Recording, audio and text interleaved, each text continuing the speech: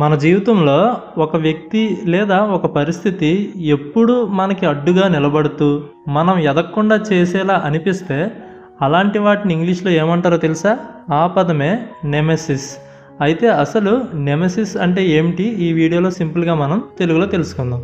So దీనికి మనం definition చూస్తే, deserved and unavoidable punishment for wrong doing or downfall that satisfies natural justice అని. అంటే ఒకరిని ఎప్పుడూ ఓడించే లేదా శిక్షించే శత్రువు లేదా తప్పనిసరిగా జరిగే ప్రతీకారం అని. అంటే దీన్నే మనం ప్రధాన శత్రువు అని అనొచ్చు, లేదంటే తిరిగి ఎదురయ్యే ప్రత్యర్థి అని చెప్పొచ్చు, లేదంటే మన పతనానికి కారణమయ్యే వ్యక్తి లేదా విషయం అని కూడా చెప్పొచ్చు. అయితే ఈ పదం మొదట గ్రీకు పురాణాల నుంచి వచ్చిందనమాట. అక్కడ నెమెసిస్ అనేది అహంకారాన్ని శిక్షించే దేవత పేరు.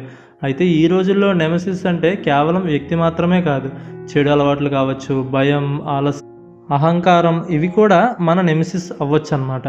అంటే మీరు చిన్నప్పుడు ఏదో ఒక విషయంలో భయం వల్ల ఓడిపోయారు అనుకోండి, మళ్ళీ కొంచెం మీరు పెద్ద అయిన తర్వాత మళ్ళీ మీరు ఏదైనా చేయాలనుకున్నప్పుడు మళ్ళీ ఆ భయమే మిమ్మల్ని ఓడిస్తే దాన్నే నెమెసిస్ అని అనొచ్చు. దీనికి ఎగ్జాంపుల్ చూస్తే, greed was his nemesis and led to his downfall.